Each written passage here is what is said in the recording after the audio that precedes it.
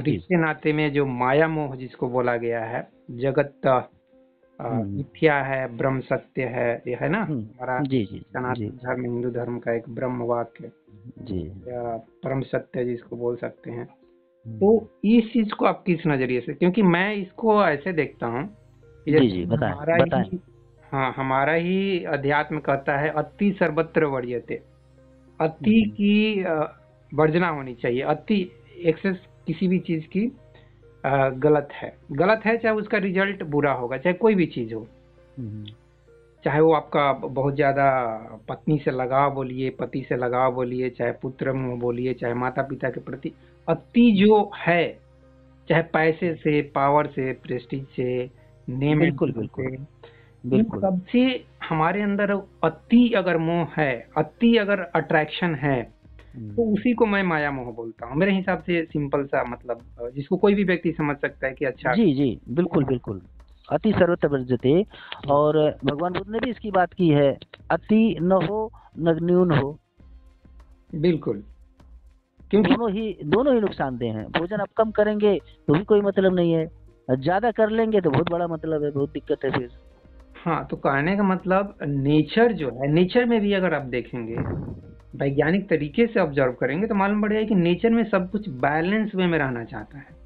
जैसे जी कि हाँ। हम एक जी। एटम से भी बात करें, तो एक इलेक्ट्रॉन सर्टेन डिस्टेंस में मूव करता है तो हम्म। बैलेंस रहता है। अगर वो ज्यादा नजदीक भी जाएगा तो न्यूक्लियस में गिर जाएगा, बाहर भी जाएगा तो भाग जाएगा, कहीं स्केप कर जाएगा। बिल्कुल बिल्कुल इसी बिल्कुल। तरीके से हमारा सोलर सिस्टम है, उसी तरीके से हमारा बॉडी भी है, सब कुछ बैलेंस्ड वे में हो रहा है। सर से लेकर पैर तक जो भी हमारा नेचर का फंक्शन है शरीर में, जी जी। बायोलॉजिकल फंक्शन हो, केमिकल फंक्शन हो, हर एक फंक्शन एक बैलेंस वे में होता है। बैलेंस में, जी हाँ। हाँ, तो हमारा नेचर चाहे साइंस हमको यही सिखाता है कि अगर हम सब कुछ बैलेंस में करते हैं तो उसमें कोई हानि नहीं है, और लाइफ को हम बहुत हेल्दी वे में, बहुत हैप्पी वे में जी सकते हैं।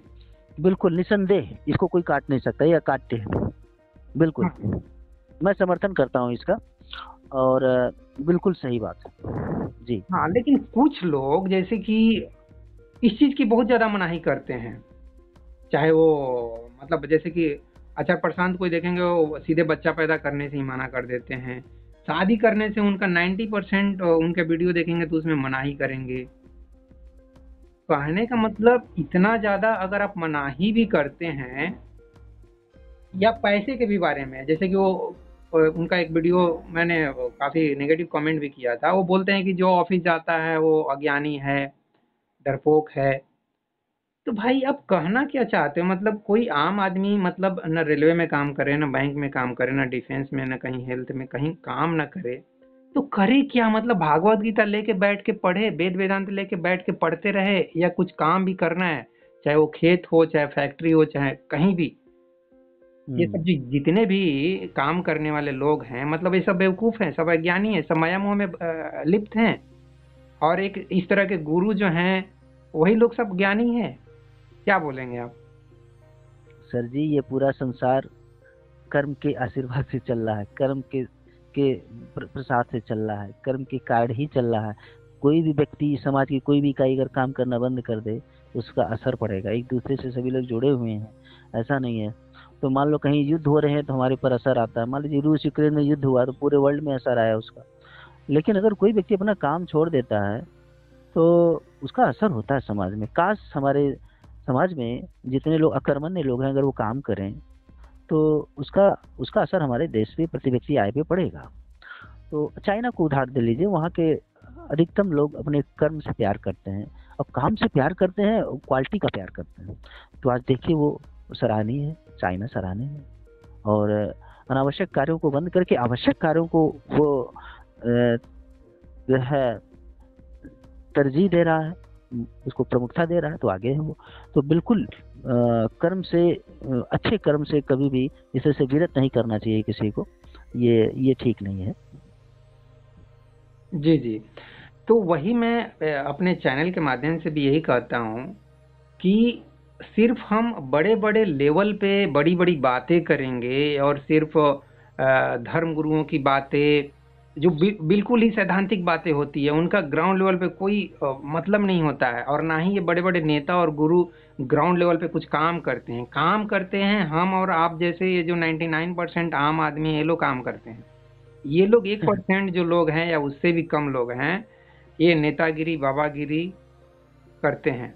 और ऐसा पब्लिक सोच लेती है, जैसा कि आप मेरे वीडियो के कमेंट में बहुत सारे ऐसे कमेंट देखेंगे, इनके नज़र में ये सब जो ज्ञान की बातें करते हैं, भाषण और प्रवचन देते हैं, इनको लगता है ये लोग मतलब भगवान हो गए। मैं यहाँ पे निश्चित रूप से गौतम बुद्धा चाहे किसी का भी बड़े से बड़े हस्ती का भी मैं मजाक उड़ाता हूँ एक तरह से। मतलब अगर तुम उनको बहुत ज़्यादा अगर वैल्यू दे रहे हो, इसका मतलब तुम अपने को बिल्कुल ही कम वैल्यू दे रहे हो, तुम अंधभक्त। उसी को मैं अंधभक्त बोलता हूँ। अंधभक्त कौन है? जो अपना वैल्यू कुछ नहीं दे रहा है, बस बिल्कुल दूसरे के बिल्कुल सामने मतलब आरती बिल्कुल दिखा रहा है। और बिल्कुल उसके पीछे बिल्कुल उसके मन में स्वार्थ भी है, जबकि वो स्वार्थ को एक्सपोज नहीं करेगा, मुंह से बोल नहीं सकता है कि मैं क्यों आरती दिखा रहा हूँ। उसके मन में कुछ इच्छा है, जो कुछ कामना है, कुछ लालच है, इसलिए वो आरती दिखा रहे हैं, लेकिन वो चीज मुंह से बोलेगा नहीं, या कुछ डर है। ठीक है। जी। तो ये आम आदमी में जो ये एक नेगेटिविटी, एक हीनता का जो भावना है, उस भावना को मैं खत्म करना चाहता हूँ। उस भावना को जैसे आचार्य प्रशांत बार बार इम्पोज करते हैं, वो दूसरे लोगों को, अपने सामने बैठे हुए लोगों को ऐसे देखते हैं, ऐसी बातें करते हैं जैसे कि उनके सामने ये लोग तो मच्छर के जैसे हैं, मक्खी के जैसे हैं, जैसे ऐसे हुला के मतलब भगा देना चाहते हैं। ये चीज बहुत ही मुझे गंदी लगती है। ये बिल्कुल बहुत ही व्यर्थ बात है, बहुत अच्छा नहीं है। भगवान बुद्ध का मुझे वो वचन याद आ रहा है इस संदर्भ में। भगवान बुद्ध कहते हैं, आपका दीपो भाव, तुम अपने मालिक बनो, मैं तुम्हारा मालिक नहीं हूँ।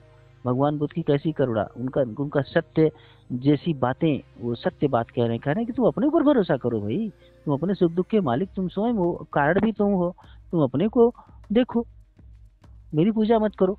लेकिन लोग उनकी भी पूजा करके, उनकी भी मूर्ति बना के, आज पूरे वर्ल्ड में जितनी मूर्ति बुद्ध की बनती है उतनी शायद ही किसी की बनती हो। तो बुद्ध ने ऐसा तो नहीं कहा था, लेकिन लोग ऐसे ही हैं। और लोग ऐसे ही हैं तो इसी पे लोग, ये जो नेता लोग हैं, चाहे वो धर्म नेता हो चाहे राजनेता हो, अपनी रोटी सेक लेते हैं। तो ये जो हमारे और आपके जैसे जो लोग हैं, उनके अंदर कैसे वो जो बैठा हुआ हीनता की भावना, इंफीरियरिटी जो कॉम्प्लेक्स बैठा हुआ है, उसको कैसे दूर किया जाए। क्योंकि सच्चे गुरु, जैसे कि आप बार बार गौतम बुद्ध के नाम ले रहे हैं, इन लोगों का यही प्रयास रहा है कि भाई तू अपने अंदर से कुछ सोच, अपने अंदर से ऑब्जर्व कर कि क्या है तुम्हारे दुख का कारण। चाहे वो जय देखिए, कृष्णमूर्ति हों, चाहे इवन बहुत हद तक ओशो भी प्रोवोक किए हैं पब्लिक को खुद सोचने के लिए। तो वो चीज सफल नहीं हो पा रहे हैं। मतलब कोशिश तो वो लोग किए हैं, जी जान से कोशिश किया। गौतम बुद्ध महावीर की तो बात ही किया है, मतलब बहुत प्रयास किए हैं। तो उस समय से लेकर आज तक कई सारे गुरु हुए। गुरु मतलब चाहे सच्चे गुरु जिनको कहा जाए, जिन्होंने सच्चे मन से, सच्ची आत्मा से प्रयास किया है। चाहे कबीरदास का नाम मैं कैसे भूल सकता हूँ, उनका तो मैं बहुत बार बार नाम लेता हूँ। तो ऐसे बहुत सारे लोग हैं जिन्होंने सच्चे मन से, सच्चे दिल से काम किया है, लेकिन पब्लिक पे वो असर नहीं होता है। कैसे वो असर कैसे हो? आपके अंदर कुछ है, मतलब कुछ इंसाइट्स पैदा हुआ है कभी कि क्या किया जाए जिससे कि वो एक पब्लिक में अवेयरनेस क्रिएट हो, एक जागरूकता पैदा हो? जी। इसका, हाँ, इसका सबसे बड़ा कारण हमारी शिक्षा पद्धति है। बचपन से हमें दूसरे पर आश्रित रहना सिखाया जाता है, और बचपन से हमें परमात्मा पे, आत्मा पे, चमत्कारों पे, परिकथाओं पे, और बिना कुछ किए मिल जाए, और ये कहानियाँ हमारा काफी नुकसान इन्होंने किया है। अकर्मण्य की कहानियाँ, जादू टोने की कहानियाँ, चमत्कारों की कहानियाँ, आशीर्वाद की कहानियाँ, श्राप की कहानियाँ, ये हमारे सोच को प्रभावित करती हैं। हम क्या सोचेंगे, हम क्या बोलेंगे, ये भी वो तय करती हैं। एक मनुष्य का जीवन का उद्देश्य क्या होना चाहिए, ये भी वही कहानियां ही तय करती हैं। और उनमें मूर्खता की मात्रा 90.90%। तो कहने का मतलब, हमारा बचपन ही जो है साइड इफेक्ट से भरा हुआ, हमारी शिक्षा पद्धति, हमारा ज्ञान, हमारे चारों ओर के लोग, विचार, सब बहुत कुछ हीन भावना से ग्रसित है, और हम ग्राहक की तरह इंतजार करते हैं कि कहीं कोई अवतार हो जाए, कहीं कोई चमत्कार हो जाए, कहीं कोई हमको कुछ दे दे। लेकिन गिने चुने महापुरुषों ने इस पर आपत्ति जताई है। उन्होंने कहा कि जो मैं हूं वही तुम हो। एक किसी विद्वान ने कहा था कि गुरु की ओर से न गुरु होता है न शिष्य होता है। जो सच्चा गुरु होता है उसकी ओर से, यानी उसके मन में जो भावना होती है ना, वो गुरु अपने को गुरु समझता है, न शिष्य को शिष्य समझता है। गुरु अपने को भी गुरु समझता है, शिष्य को भी गुरु समझता है। गुरु की दृष्टि बड़ी गंभीर है। वो अपना मूल्यांकन भी उतना करता है जितना अगले का भी मूल्यांकन उतना करता है। किसी को हीन भावना से ग्रसित नहीं करता। लेकिन जो शिष्य होता है उसकी ओर से शिष्य भी होता है, गुरु भी होता है। उसकी दृष्टि में भेद होता है। पहले तो यही है कि हमको सिखा रहे हैं, हमको सीखना है। क्लास टीचर हमको पढ़ा रहे हैं तो हमको पढ़ना है। टीचर बहुत अधिक जानते हैं और मैं कम जानता हूँ, मुझे टीचर से सीखना है। ये बात अंदर अंदर अंडरस्टूड रहती है। लेकिन भला हो हमारे भारत का या अन्य देशों का, जहाँ की शिक्षा पद्धतियों में सुधार किया जा रहा है, उन्हें कहा जा रहा है कि बच्चों को बच्चे मत समझो, उनको सिखाना ग्राहक मत समझो। तुम बच्चों को अध्यापक समझ के पढ़ाओ, बच्चों को बच्चा समझ के ना पढ़ाओ। बच्चों से अगर एक कोई टीचर पढ़ा रहा है बच्चों को, तो क्लास में अगर 60 बच्चे हैं तो 60 से सीखो। इस तरह से तुम्हारे पास 61 किस्म की प्रतिभा होगी और वो टीचर